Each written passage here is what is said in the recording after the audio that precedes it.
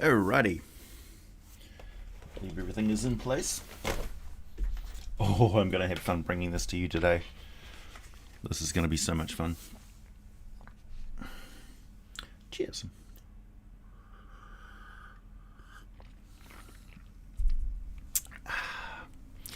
Actually on time today? Well, okay, a little bit late. Tiny bit.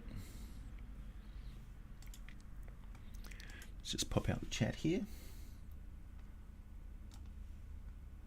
Hopefully somebody shows up. Hey Robert, how's it going?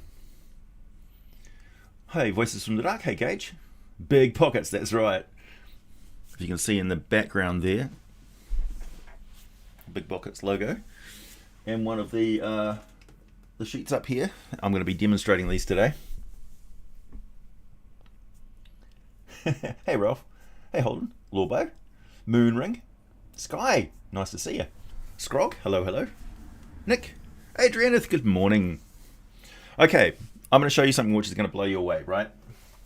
So here is one of the game mats from Big Pockets. And as you can see, they are big, but not too big, not like too extreme. And hopefully I'll be able to demonstrate something to you. Okay, so first of all, I'm going to do this like without shifting my camera around because I'm pretty low tech and I've just got like one camera sitting up on the thing. So here is a Crayola wet dry erase marker in red, and I'm going to make some marks on the thing for you here, like so. And I'll let these dry out. And here is a red permanent marker. Okay, this is what you would call like a Sharpie. It's a Bic Intensity, in case anybody wonders. Also in red.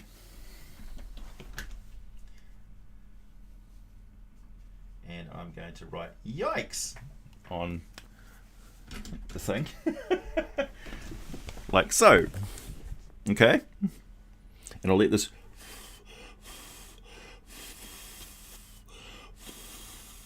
dry out a bit. Normally, on a battle mat, you'd be like, oh no, never ever do that. Well, here is a paper towel, a kitchen paper towel, a handy towel. With it's a slightly damp. I'll try and demonstrate this for you. Here's the wet dry erase marker, off. And here's the Sharpie. Coming off. So this, and you have to forgive me, it's not the best way to do it. So to demonstrate, even a wet dry erase marker will not permanently stick to a silicone I should say, battle mat. And this blew me away because I didn't know, right, that it would do this with the Sharpie. The permanent marker. It's absolutely stunning that it just comes straight off. Amazing. Oh, there's like a little leftover. I'm still experimenting. Oh, that's okay. I'll take that off with some alcohol. So, yeah, it does work.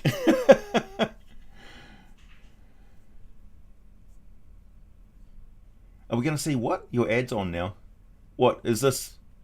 Oh well, well, this is an advert for my Kickstarter, I suppose.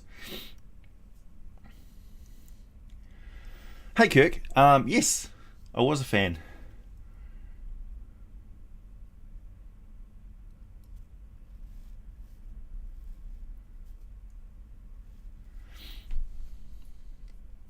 How many dwarves can you fit in said big pocket? At least one, I would say.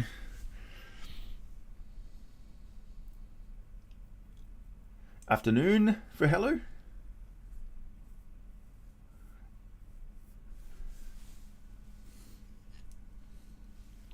Ads on TV. Oh, I see what you mean. Well, probably not.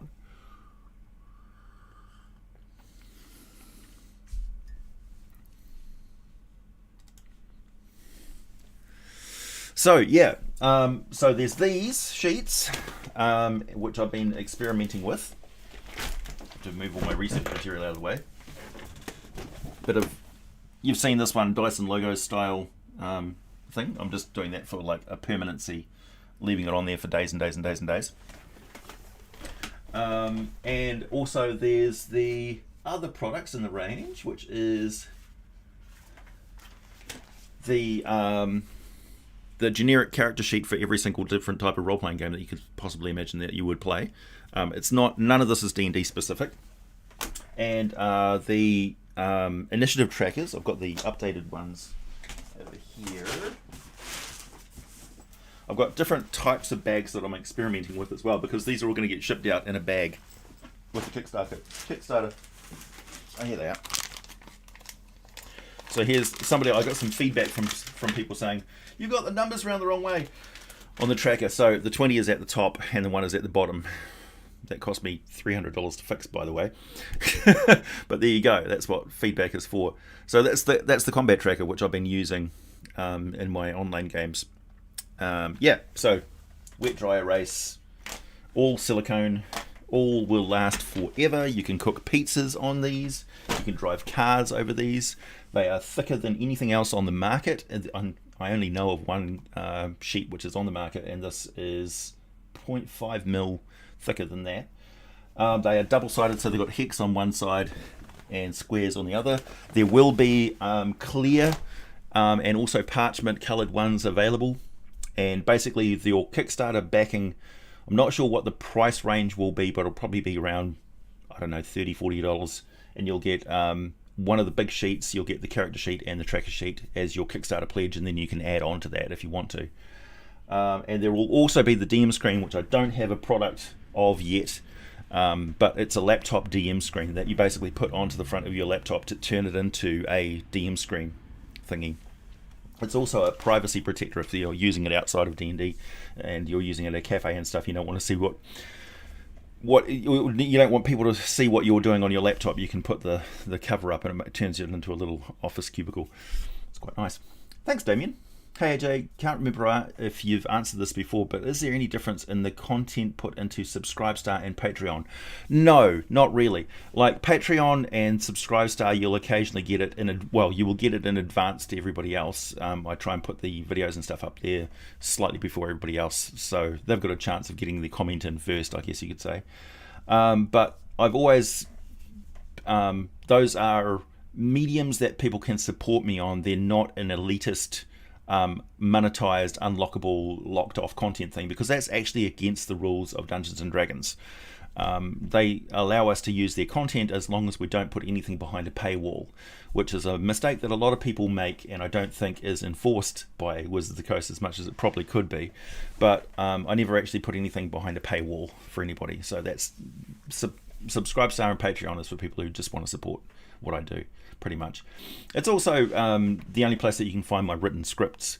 I put the scripts up there for people to read, for people who have trouble understanding what I'm saying, or just want an archive of what I've written for the things, and they get to see all the typos and stuff that I make in my writing style.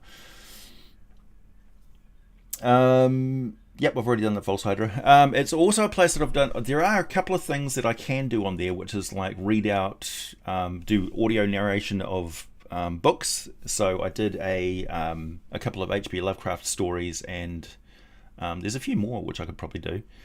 But I'm open to suggestions. If people want me to see me drawing pictures of monsters or doing sculpture and stuff like that on the Subscribestar and Patreon, I'm quite happy to do that. Or make it a subscriber only lessons on how to make your own miniatures, how to draw, that sort of thing, how to design monster encounters and stuff like that. I can do extra things like that, stuff that isn't basically D&D lore. I can put on there as an exclusive.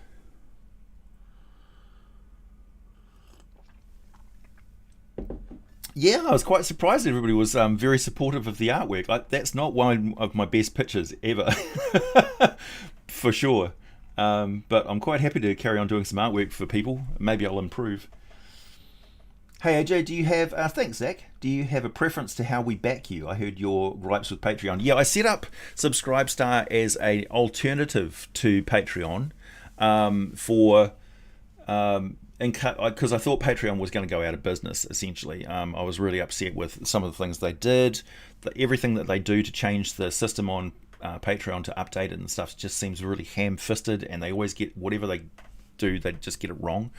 And a lot of people were unhappy with Patreon. So I set up Subscribestar as an alternate, but there's nothing different between the two, really. So they're very much the same. Patreon is better in one regard for creators, in that although they take a percentage, their cap for payout is quite low, and Subscribestar is a little bit more difficult to get your payments through. And also Subscribestar was really heavy on the taxation thing. Even though I'm in a different country, I had to fill out US tax forms and stuff, and Patreon just makes sure that people get taxed appropriately according to whatever their country is that they're sending payments from. Yeah, so a lot of countries have gotten very heavy on like international commerce with us creators and international audiences. So yeah, that's something I've had to pay attention to. Any afterthought on the Wingless Wonder video? A couple, actually. One, it's a lot more interesting story-wise than it is just as a straight-up creature encounter. Like, the idea of them being transformed wizards, and 20% of them being transformed wizards, is really interesting. It's much more interesting than the creature itself. The fact that it is some sort of a devolved aberration from a different form that had more psychic powers is interesting. That kind of implies that it's a two-way street with aberrations that come over from the far realm. So... and also in the old days, it wasn't just things from the far realm which were classified as aberrations. It was any sort of alien creature could be an aberration, as long as it was significantly different from a beast or a monstrosity. But monstrosities are kind of borderline aberrations at times as well. But every now and then you look at something and go, yeah, I don't know how that works. So you slap aberration on it and it's done. But I found it interesting that a thing could come over from the far realm and naturalize itself to the material plane and adapt to it. So I often wonder whether beholders and things like that have been on the prime material plane for so long could easily transition over to the far realm now, or whether they would be unable to adapt to it like they originally possibly could have. So thoughts like that.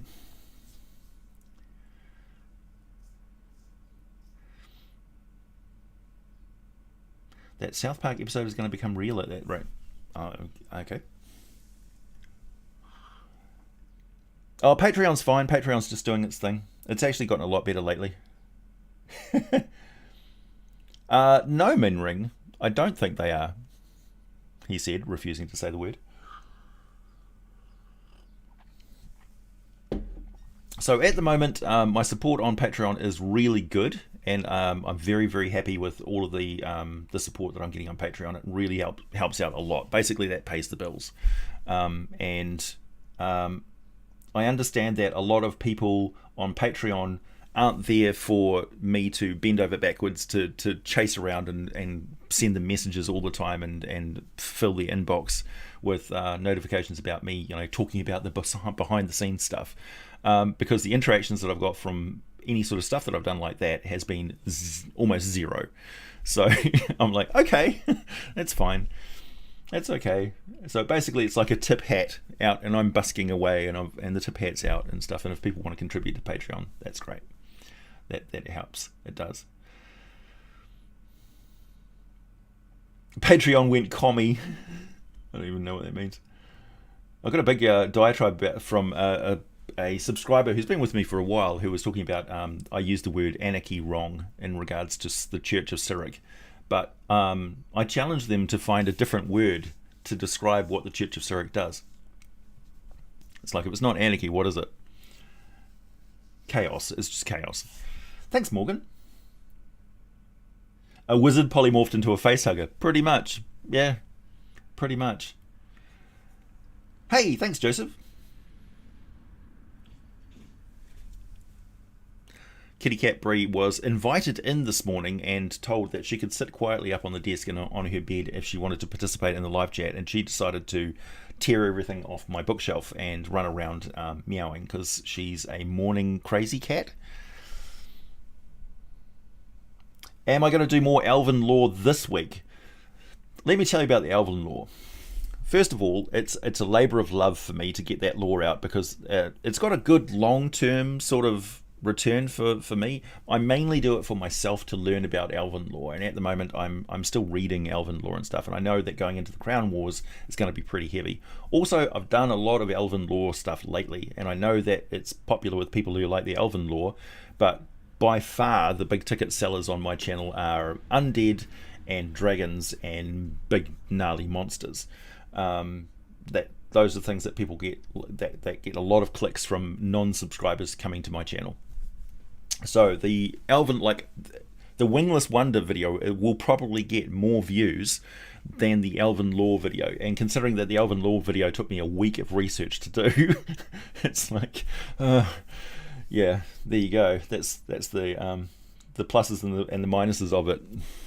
Pros and cons. Like, I love doing the Elven lore videos, but they are kind of a labour of love. Financially, they're not the best idea, but long term they pay off because they're a good reference, and I put all the Elven lore that I could find into there as accurately as I could, and I seem to have done an okay job. But yeah, short term they're not a very good business decision as a content creator. Thanks, Comic Nut. Yeah, you're not that late. We're only 18 minutes in. Yeah, I really do like making the race history videos. I really do, because they really expand my knowledge of the lore. Also, they really cement where things are in the realms. Like, you look at the map and it's very overwhelming. I still find it fairly overwhelming, but I've gotten much more familiar with everything on the continent of Faerun as it is now. But the past, like, I wasn't aware that the Dark Elves were all around the Shining Sea, and the Lake of Steam, and the Border Kingdoms was where Ilithir was. So that's really, really interesting to me. And they expanded out into the Shire and then along the south coast, essentially. So that was really cool, learning all that stuff.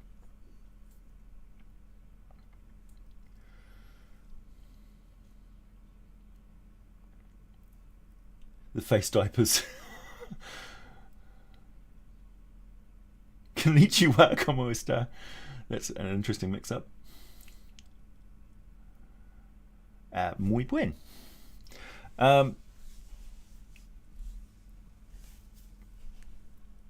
So yeah.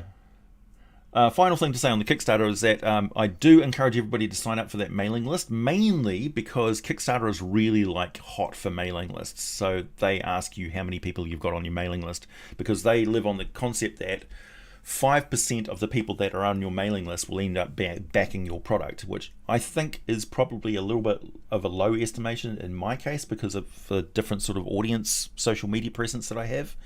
But if anybody who is watching this can join up the mailing list, which is in my community chat, that is really cool. I've got it integrated so that it goes from one thing and connects to another thing, and it's a service that I pay for, so I'm hoping people will actually use it. I'm not going to bombard you with emails. It's basically going to be an email saying the Kickstarter has started, and it's going to be an email explaining any common questions that I have from people about the Kickstarter, although it's pretty straightforward. I don't think there's going to be a lot of questions about backer levels and what's available and stuff like that. But I'll be able to send images of the factory and people building stuff and things and the molds and the process and stuff like that, because it's actually these are actually production samples, so the molds and stuff are already paid for and done, so that's not part of the Kickstarter thingy. The Kickstarter is basically just the ordering process. The manufacture and design and stuff has already been done, so I want to get it done as quickly as possible, because the factories take time to put out these things, and it's going to take them months to produce thousands and thousands of them.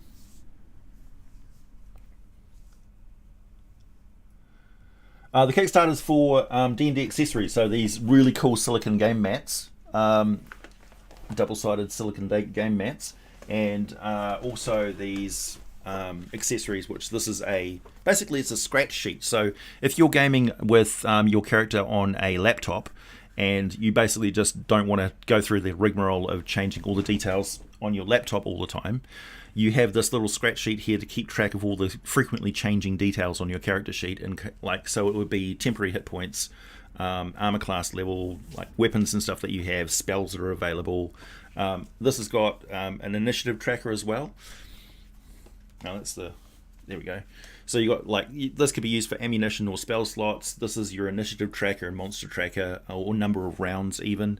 And this is a little tactical map down the bottom there, so you can just hold it up to the screen and tell the DM where you're moving and what you're doing movement wise, which is actually pretty easy, clever.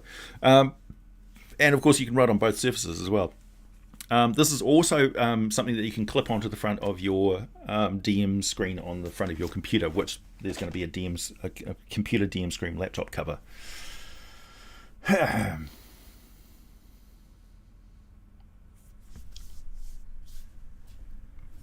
Yeah, so that's that.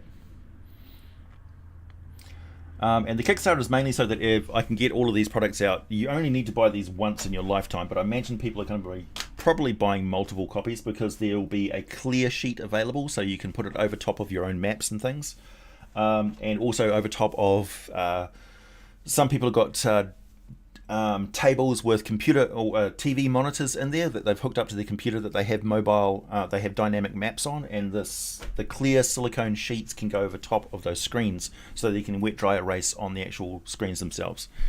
That's something I've been thinking about. Like, it's basically a modern product using the best material available. Like the vinyl Chessex maps, just they fold and they're not very good. These ones, they cannot crease. Like, you can scrunch them up and throw them into your bag.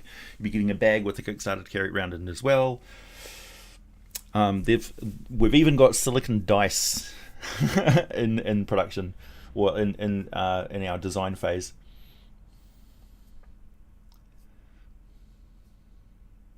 The Kickstarter is coming. That's why I'm just telling people what it's about at the moment, and encouraging them to sign up to the mailing list, so that when the Kickstarter goes live, which will be soon, I'm just waiting for the final products to come to me so I can test them out. Then I'll send out an email saying to everybody, go to the Kickstarter. But I haven't done any of that stuff yet, because I actually want to film the products for the video of the Kickstarter, so you can see what you're actually getting. A free oversized dog scarf. Yeah, isopropyl will definitely take off any, like, this is a non-porous silicone, so silicone rubber. You've seen silicone bakeware, right? So you can cook muffins and pizzas on this stuff. It's flame-proof. The link is in the community tab on my channel, and it's the latest post that I put on the community tab. You'll see a picture of the map stuff there, and you just click on that link, and that'll then you can just click the sign up. It's got a landing. I've got a landing page, they call it.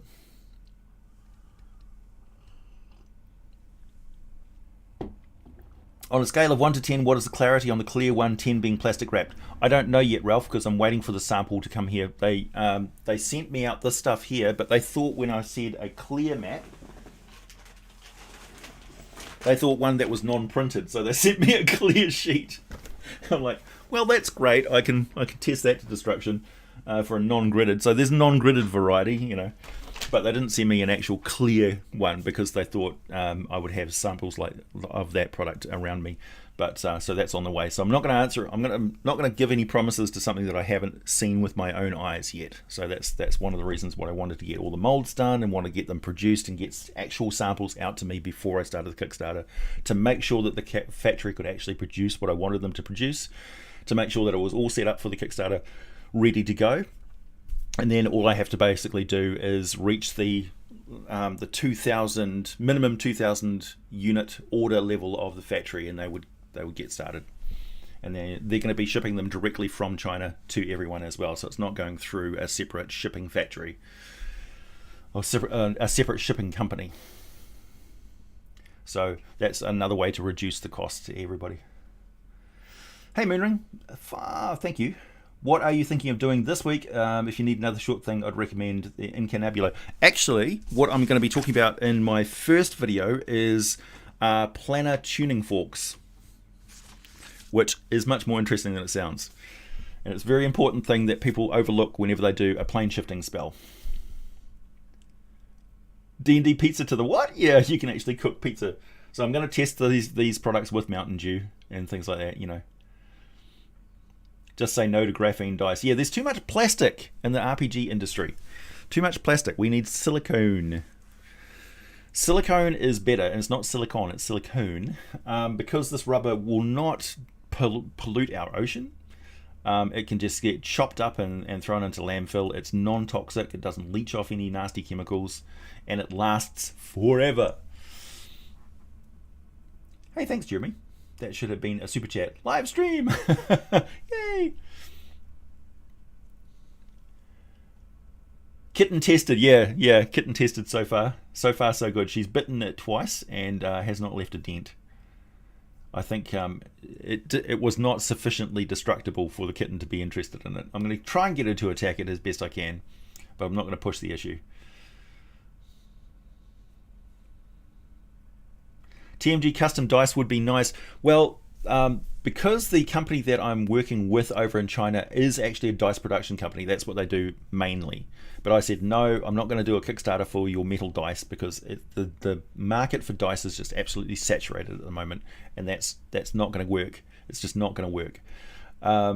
Because they didn't have anything sufficiently like, although they're metal color changing dice, they're mood dice that change with body temperature are really cool. They're not enough to base a Kickstarter on. I wanted to come up with something that was really mind-blowing and you couldn't get anywhere else. So you cannot get these sheets anywhere else. This is the only place in the world that you can get sheets of this quality that will last you forever for the price that you're going to get them for. Anyway, so I basically pitched them this idea of the silicon stuff, and they went, oh, we could throw in some of our metal dice sets, because the other thing is, if you have a silicon dice mat that's that thick, you can throw metal dice on this to your heart's content, and they will never dent any surface that they are sitting on. So you can play on your wooden table with the silicon mat over top and use your metal dice on them safely. Hey Robert, thank you. Use the blank sheet to do the face scene from Nightmare on Elm Street.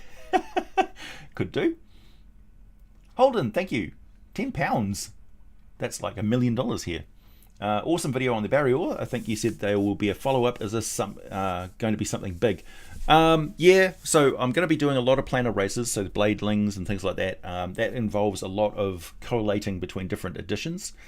Even talking about the planar forks, for instance, the plane shift spell used to be a 5th level cleric spell. Now it's a 7th level wizard spell. So yeah.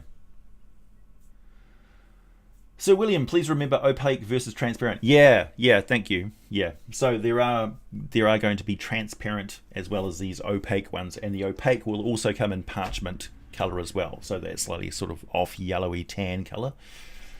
Yeah, but I can make them in any color that people request. So if there's some, that's something that is going to be a feedback process between me and you. Once I get to the level of like the minimum 2,000 level of production for the company.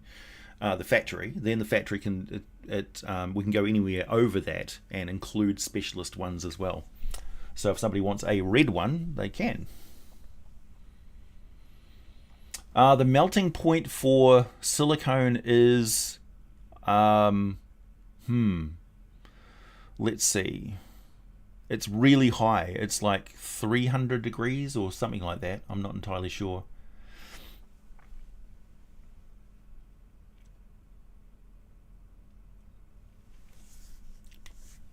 Yeah, environmental mindedness is very important to me. So included in the, I'm going to be using,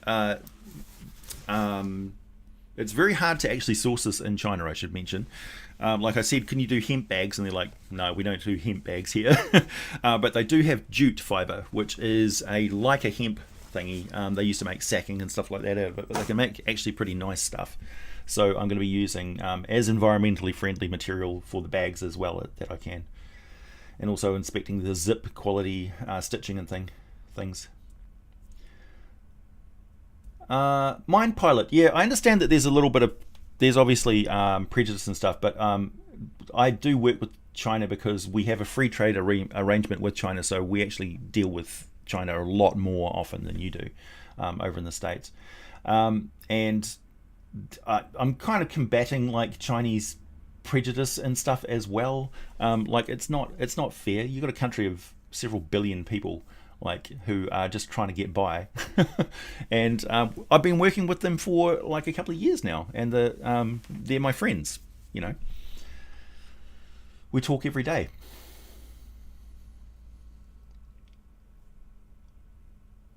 AJ, if you could, how much would your pockets of holding hold?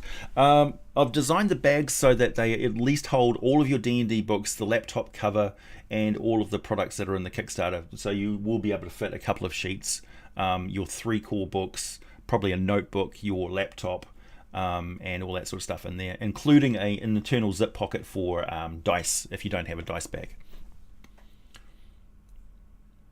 Every place is hostile without bacon. It's true.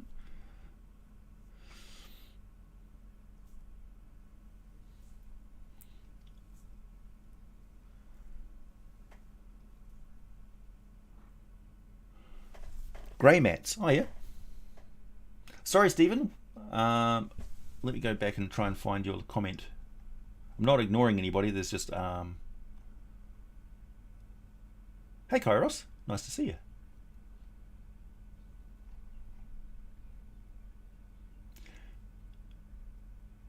Yeah, no, there's no link in the there's no Kickstarter link in the video description because the Kickstarter isn't live yet. In fact, I don't even have a test page yet because I want to get artwork and stuff like that done. For me, it's all been about the pre-production before the actual Kickstart marketing, because that's actually the stuff that I have no experience with. Ghoulish. That's a good question, actually. How about combating slave labor in China? So part of the things that I've been looking at is how to make the production less labor intensive. So with this, it's essentially a molding process and then a screen printing process. Like if I did complicated mold release things and stuff, that would be different. Also, if it was individually packaged and sent off, and if it was sent to different companies for packaging up materials and stuff. So I actually do have that in mind with the Kickstarter. So that's actually a really important question.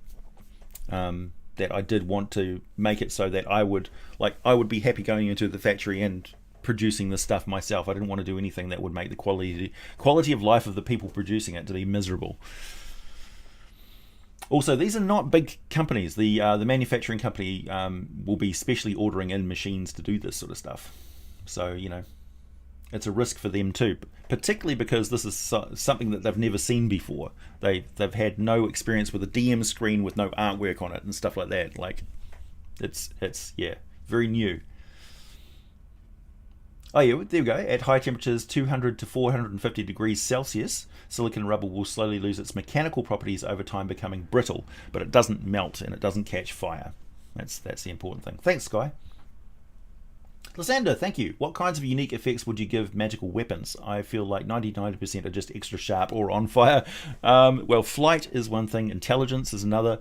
Something that can ignore material. So, for instance, if you have a sword that ignores metal, so it won't damage metal, it phases through it, but will damage everything else. That's terrifying for somebody in plate armor. Swords and stuff that just have magical properties, like spells, essentially, that are imbued in them, or can release spells. That sort of stuff. Yeah, jute is old school baling twine, or also Hessian sacks, or burlap sacks and stuff were made from jute fiber. But of course, you can get it a lot finer than that.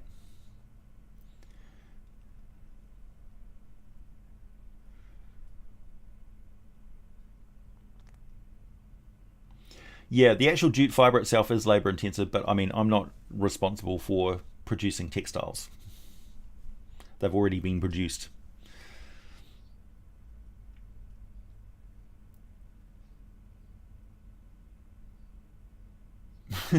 Thanks, Stephen.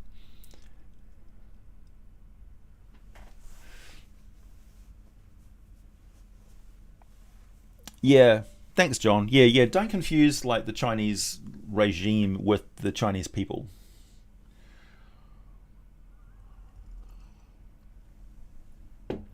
Like, if you haven't worked with Chinese people on a day-to-day basis in your jobs and stuff like that, don't come to me with your, you don't know what you're talking about. Did you play Advanced Hero Quest? I played Basic Hero Quest. I don't think I played Advanced Hero Quest. Though I did support Heroic Maps, and they were producing Hero Quest expansion maps originally, and then they expanded out to producing maps mainly for D&D and other role-playing games. Dwarven Forge. Oh yeah, the other thing you can do with these, if you're just using white mats, for instance, and you've got a lot of unpainted Reaper miniatures, and forgive me for saying this, but I know there's a lot of people who are desperate to use their miniatures and they are unpainted white blobs of plastic at the moment. So here's a possible solution, right? You get some quick shade stain, and you essentially dip your miniature in it, give it a shake, and that quick shade will go into all the creases and make all the details stand out on your miniature, give it a bit more 3D. And then you let it dry, and then you just use them on these as like black and white. Everything's black and white. So you use black and white markers, and you've got black and white miniatures, and at least it looks aesthetically on a theme, you know? Like it's a hologram version of the thing. It's a possible solution for you.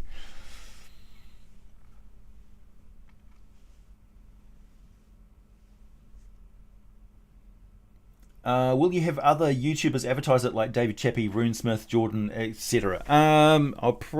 Satine Phoenix is producing a Kickstarter soon, and her and her husband, Ash, and so they're going to be cross-promoting stuff with me. So yeah, and hopefully some other YouTubers will get interested in it. Who knows?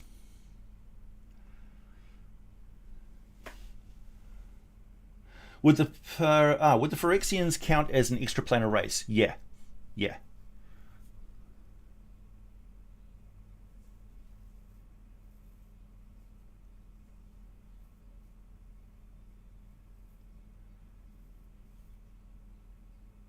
After 2 years, you finally caught a live stream. Nice to see you, Mason. Thanks, Mind Pilot.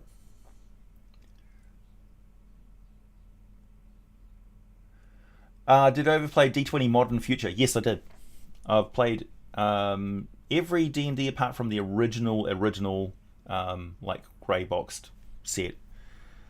And I haven't played Chainmail, and I haven't played like the precursor of D&D, which was basically just a miniatures war game.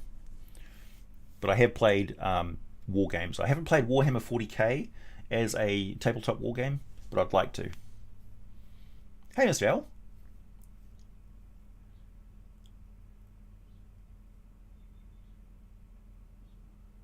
What's that? Buried Axe play? Has entire country based on intelligent weapon. It's huge. I'm 42 years playing. My game is long on lion, short on pig. More bacon.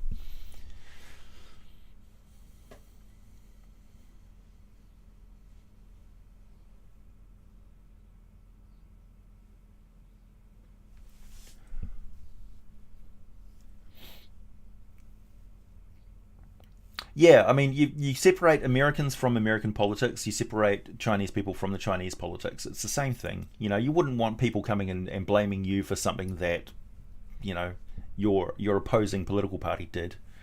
So yeah, it's the same thing. I wouldn't say working with Satine Phoenix. I would say that it's basically a courtesy. I promote their stuff, they promote my stuff. I mean, this is already promoting their stuff by mentioning that they've got an upcoming Kickstarter coming out. That's for their 5th edition based. It's a whole setting thingy with the sirens. I'm really looking forward to it. Or just 3D print minis in grey colours. Yeah. Thanks, Adriana.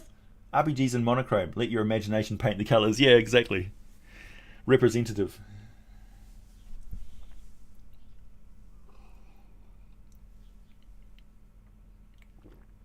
My Celestial Warlock and me homebrewed Hex as an excommunication spell that blocks those killed from the upper planes. Where would you imagine a good soul killed under this curse would go? It would basically go into a holding pattern in the ethereal plane, or into the middle bit between the ethereal plane and the upper planes. They might even kick around in the Plane of Dreams for a while, or even the Feywild, the Upper Feywild. If they're a truly good soul, they might sit in the Upper Feywild. And that's something that I wanted to talk about as well, with where the Eladrin come from, and we'll come into it, and where the line between Eladrin and Archon blurs a bit.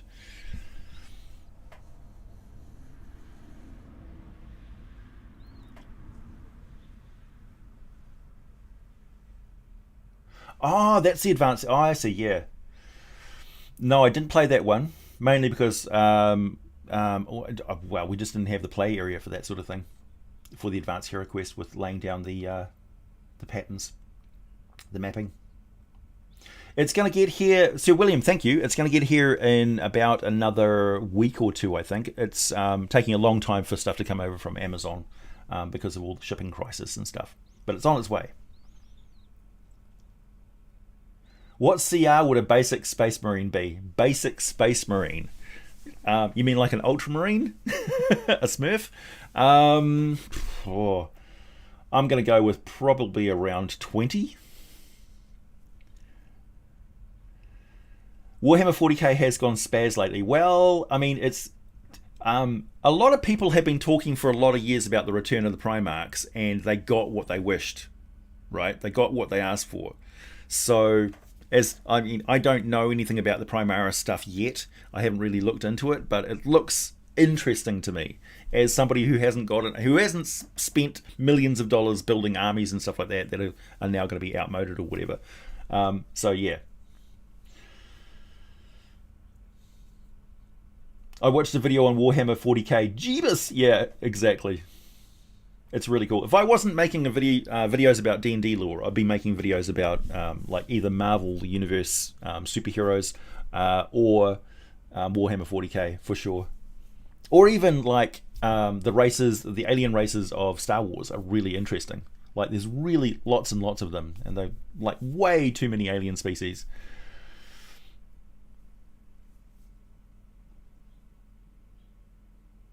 Hey Age, is there a reason a dragon would be guarding a single magical treasure and not a large hoard of treasure? Yeah, a gesh, essentially a magical compulsion to do so.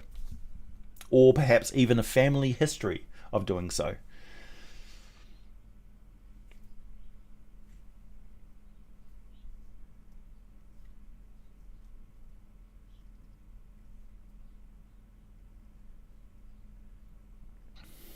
I wish Wizards would make a gith on a young red dragon model. Well, if you talk to V Muse, she has got a little bit of sway at WizKids, and they might do something like that because that's a really good point. Thanks, Kickass Duke. Hey, Kickass Duke. I'm gonna be. I looked at, there was an old thing that you were requesting information on, or a video on a thing. I'm going to be doing that thing. Also, I'm going to be doing a video from a patron who asked about Pandemonium. So I'm going to be doing a video on the plane of Pandemonium. So that's the other thing that I do for patrons. They get slightly preferential treatment when it comes to directly requesting me for information. Also, while anybody can email me or message me on Facebook and ask me questions about their campaigns, magic items, monsters, anything they want, and I usually do answer those as best as I can, I'm a little bit more like if you're coming to me and you want me on a podcast, or you want me to collab with some lore or do something like that, I have less time to faff about with that sort of stuff, because doing 2 videos a week is a big load of work for me. So yeah, but I answer a lot of questions and a lot of emails from people, a lot more than people probably suspect that I do. So yeah, because I find those recharge my batteries more than spend my energy, and they actually inspire me to make other video subjects for people.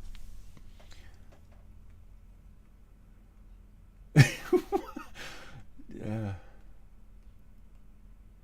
The Flamethrower Construction is tricky because it turns out that the alcohol doesn't like catch fire and make an interesting flamey burn thing like gasoline does. So I'm looking at blending gasoline and homebrewed alcohol, but it really does burn with an invisible fire, which is it's cool, but it's not really flashy for the camera, unfortunately. So I'm probably just going to have to use gasoline. Are casters considered demons? I don't know, Moonring. Yeah, Papa Smurf came back. That's true. Lore on Jar Jar Binks. Well, the Gungans probably have some interesting history. I mean, look at those statues and stuff that they have sunk into the ground. I thought Gesh was pronounced geese. No, it's Gesh with a sh. It's Welsh, I think. Adrian, if you'd be able to answer that question. Okay, question then. If a regular Space Marine is 20, what 9 hells would a Grey Paladin be besides doom to all? Yeah. I mean, these things fight like Baylors. Can you do a video on Bukas? Maybe. Another thing I'm looking at, which I'm actually adding, I'm adding to the list. See, so this is Project Fiendfolio. So here is a list of videos in alphabetical order. I'm up to the G's so far of creatures from the Fiendfolio that I haven't done videos on yet. So there's plenty, and I think it would be really cool to do an entire playlist of all the monsters in the Fiendfolio and what they've been up to, you know, those of them that made it into 5th edition finally, or those of them that just like were one-hit wonders, like Lava Children, for instance, you know. So that's something that I'm doing for me. I want to do those complete playlists, like complete playlists of the A to Z of the Monster Manual, A to Z of the Mordenkainen's Tome of Foes, Volo's Guide to Monsters, everything. Do I follow Mr. Welsh? I do, actually.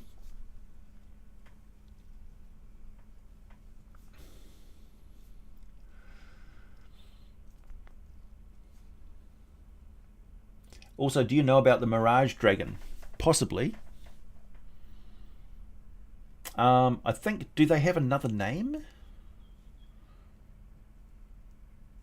I would have thought that would be the Brown Dragon.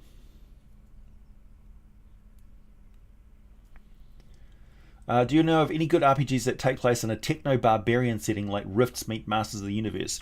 Technically, you could do Numenera. That would be one of my best examples of a modern techno-barbarian setting.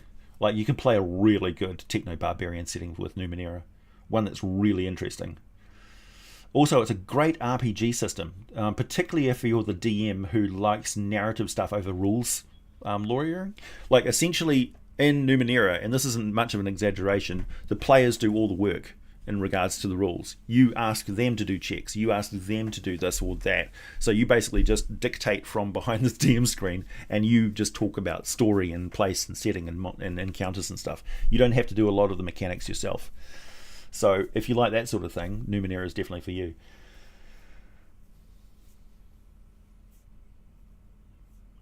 If I add salt to my fuel mixture, it will be more visible when lit. Okay. Oh, that's okay, Joseph. Don't worry about it. I also like just chatting with people, because people who play role-playing games are my people. I have trouble talking to people who don't play role-playing games, sad to say. I want a video long form on all of the weapons in D&D over the past 30 years. Holy shit, Kirk. Okay. All the different types of polearms would be a good 15 minutes of that video. Yeah, Lava Children are very weird.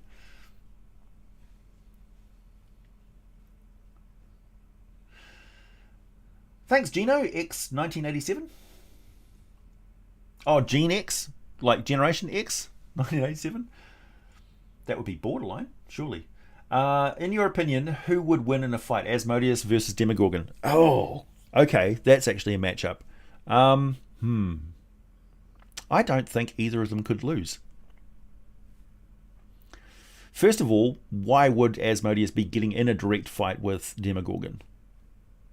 Let's say Demogorgon just decides one day to go kick shit in Nessus and attacks the fortress of Asmodeus, right in the center of Asmodeus's power.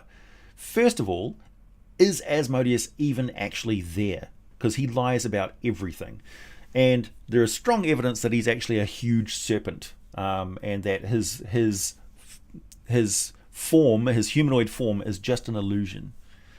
So is Demogorgon actually fighting anything other than an aspect of Asmodeus? Asmodeus. How do you pronounce it? Is it Asmodeus or Asmodeus? Asmodeus. Somebody was talking about a famous composer who has a name like that. Anyway, thanks, bye. D-Bye. Bought Numenera and inherited almost the entire Rifts Worldbook catalogue last week. Holy dog boys, AJ, I've been having strange dreams. I would imagine so. Yeah, what were my first impression of Rifts? I think the Glitter Boy struck me as why would you play this character? But I mean, a lot of people have really enjoyed playing Glitter Boys. But being a squishy little like non-specialist human inside a Glitter Boy robot power armor, and like you got to get out of that thing every now and then, and you're horribly vulnerable. But being able to roleplay a dragon is also really cool. And yeah, all the mutants and stuff like that. Amadeus. It's my juice fault. Was literally mid-paragraph when I read it. I'll give the advantage to Asmodeus since he knows how to rewrite the rules of the multiverse in the way the Lady of Pain and at the end of the dive. Yeah, very true. Yeah, Asmodeus would probably just be like, pick him up by the scruff of the necks and say, look, no, bad kitty, go. Bad kitty. Asmodeus. I hear Asmodeus. Also, Asmodeus. Asmodeus. So emphasis on the god part at the end of it. Deus. Asmodeus. He probably would have put emphasis on the Deus part of it as well, actually. I don't know. Still my favourite D&D channel. Thanks, Mike. Till later, always roll the dice. Devils all the way. They aren't insane. Yeah, that's true. They're not insane. That's true.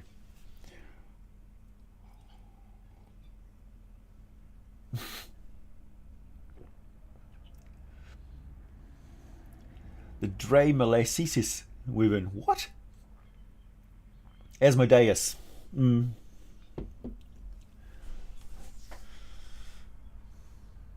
I started Crit Roll around 2016, was switching between them and 3 other campaigns. Now I'm just binging to catch up on all their content. One day, maybe I'll get around to watching all that stuff. I don't know. I'll have a crippling tongue injury one day and won't be able to record any videos.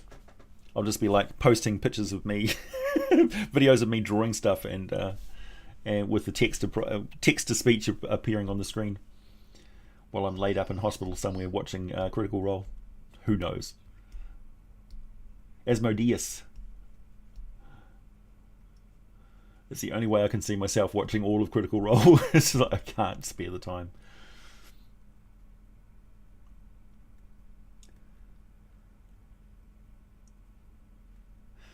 The pronunciation depends on whether you're playing D&D or Pathfinder. Oh yeah, also Juiblex or Jubilex are 2 different words.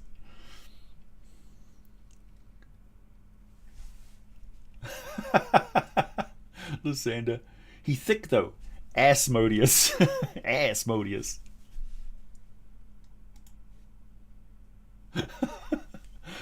Oh, I like it. What's with the thing about Asmodeus being a Drayden? No, he's probably not. Probably not. I actually think he is one of the primal serpents.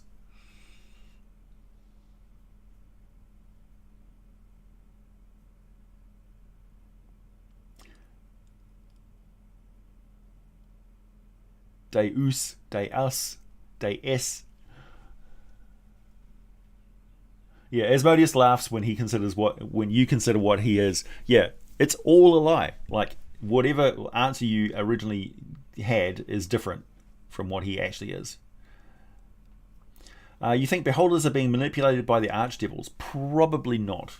Not all of them. Thanks, Jaspers. Jasper's Pearl. That rings a bell.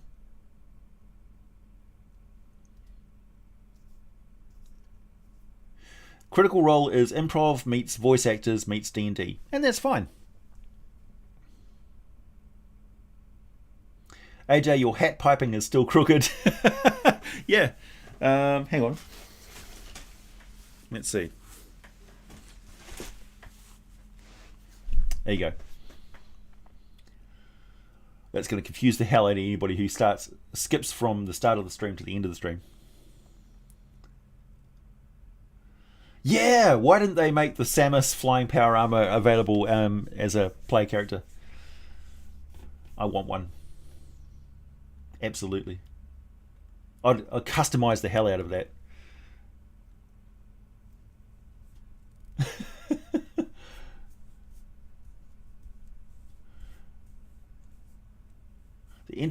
The entropy sphere from Mystara is even better.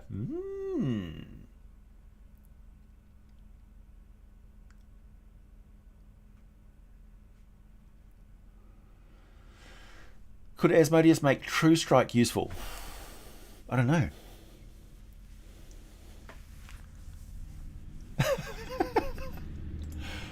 I'm allowing all of these ask comments about Asmodeus. Thanks, Adrianeth. Asmodeus equals the Joker in all its multiple choice. Yeah. Yeah. Beholders are the panopticon of astral dreadnoughts. Just give away all the secrets, man.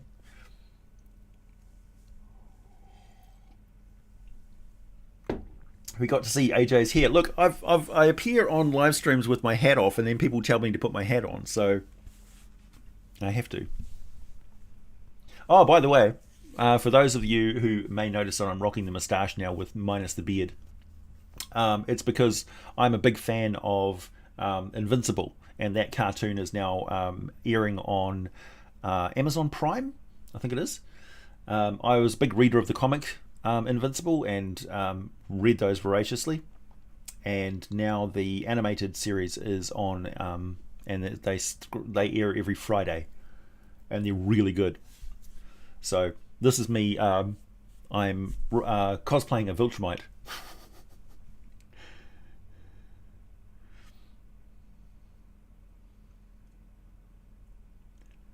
Tim Curry as Asmodeus. Yep.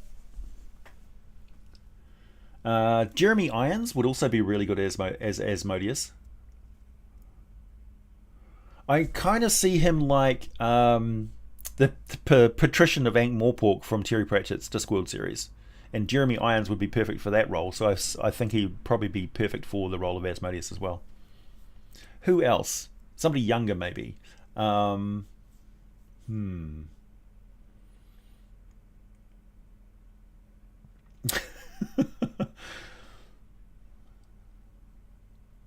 Who knows?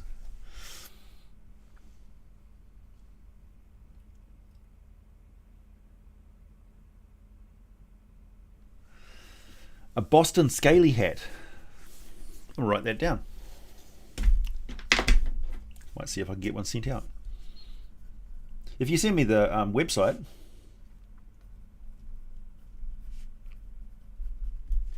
of a Boston scaly hat supplier that will ship anywhere. Actually, I can get this shipped anywhere. I'm naked without the hat. Okay.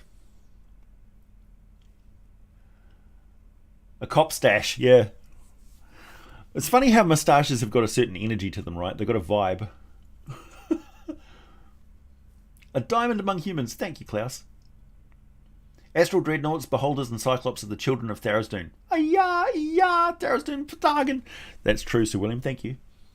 Hey, Moonring. How often do I check Discord? At least once every 3 or 4 days, for sure. Not every single day, though.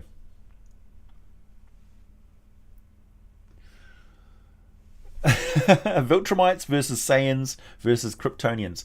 Viltrumites and Saiyans are probably on a par. Kryptonians I don't think got stronger the more they got damaged, but Viltrumites certainly do. Like even more so than Saiyans do, I think. And also Saiyans as a race were not represented by the Super Saiyans that came to Earth. So Goku and Vegeta and those guys were quite different from your average run-of-the-mill Saiyans. They were just soldiers of King Cold Frieza, really. None of them went like Super Saiyan was a legend to them. So don't think of Viltrumites and Super Saiyans as being on a par with, So Kryptonians, when they're away from the yellow sun of Earth, are fairly normal, still tough. But yeah, Viltrumites are tough everywhere. Super tough.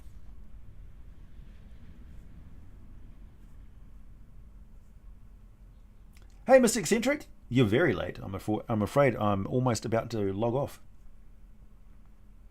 They blow up planets. Yeah.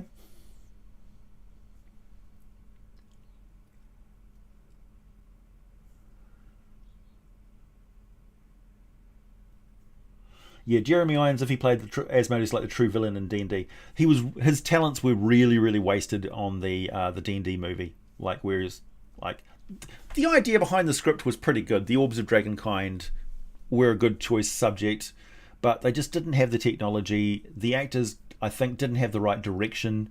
They didn't take the subject matter seriously, give it the respect that it deserved. So, yeah. You want to see Ridley Scott do I Am Legend?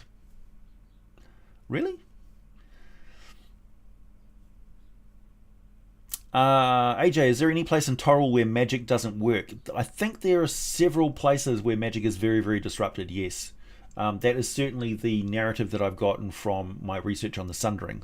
That it used to be that the weave was quite even everywhere. And accessible everywhere, and very easily accessible by everyone on the planet Toril, almost like the planet was engineered that way. But the Sundering really messed that up. So it was woven around the planet, and then when they sundered it, they sundered the weave as well. So they got Grandma's knitting and went, yeah.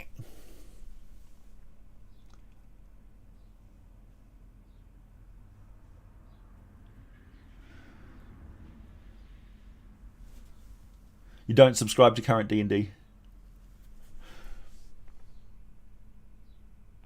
Kryptonians under yellow or blue sun are unstoppable. Well, the fact that one of them got killed. Marion Wayans did a good job acting. Ridley Scott should make a D&D movie. He probably could make a really good D&D movie. Let's put it this way. I should make a D&D movie. Can you imagine? Do we have anything more than rumours regarding the next D&D movie? Nope. As far as I know, it's all just hearsay so far. Alan Rickman as Asmodeus. Wishes. Thanks, Kikas.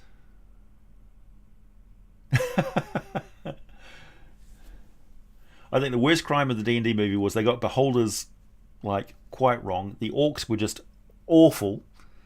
Big rubber masks on static, they look like lizard folk more than anything. They picked every worst quality of a dwarf and shoved that in there. The most believable character was probably the female mage.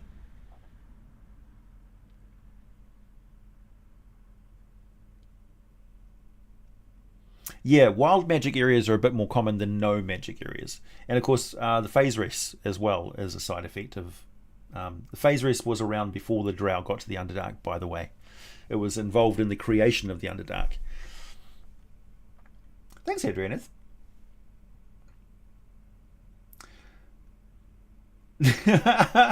There will be a good D&D movie when Berserk gets a good adaptation. Oh, bit of anime elitism there. Robert De Niro as Elminster.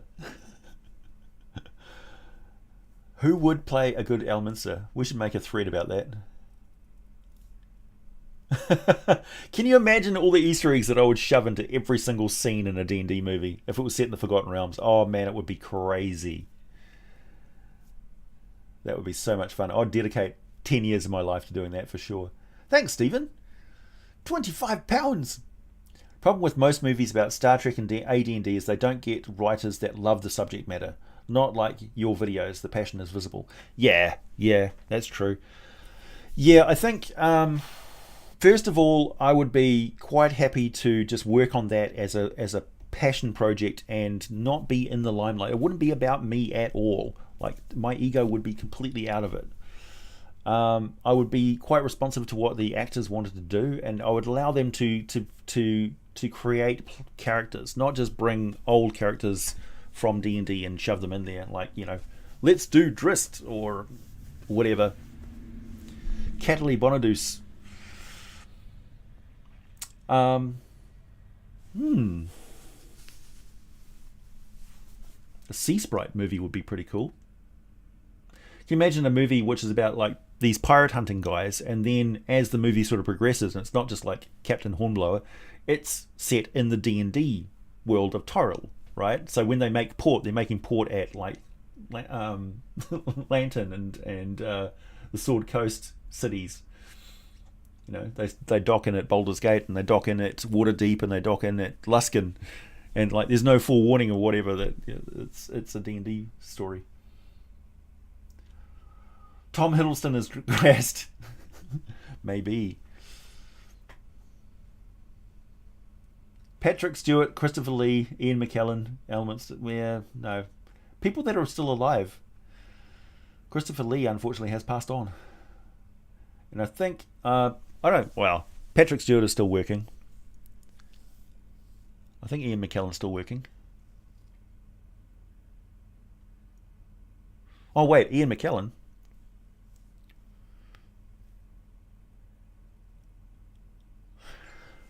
That's why the Wildcard series of books works so well as written by multiple authors who all had their own character, and George R.R. Martin edited it.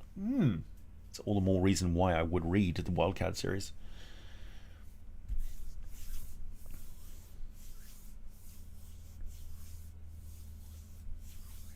Go get a Spelljammer and cast Elminster as Elminster.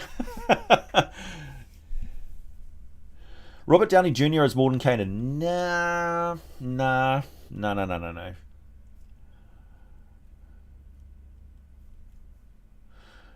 Mordenkainen is not Robert Downey Jr. for sure. First of all, Robert Downey Jr. wouldn't shave his hair off for the role. Tom Cruise as a dwarf.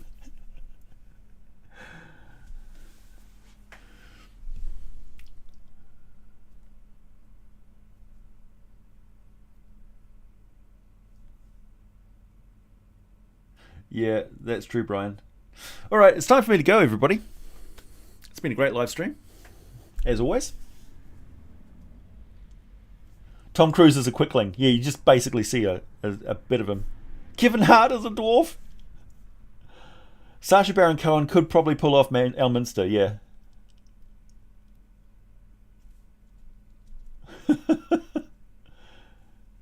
Billy Crystal as a gnome.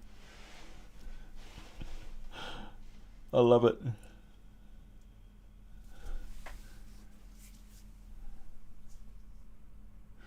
Will I be doing any videos on Dark Sun? Yeah, now and then. It's not a hugely popular world setting for the larger audience of D&D. The fans of Dark Sun are very vocal about me doing videos on them, but they don't do particularly well. I do like the Dark Sun setting. I think it's quite close to like the world of Fafnir and the Grey Mouser sort of thing, Nerewon. In a way, like the cities, they have that dystopian feel. Anyway, catch you later, everyone.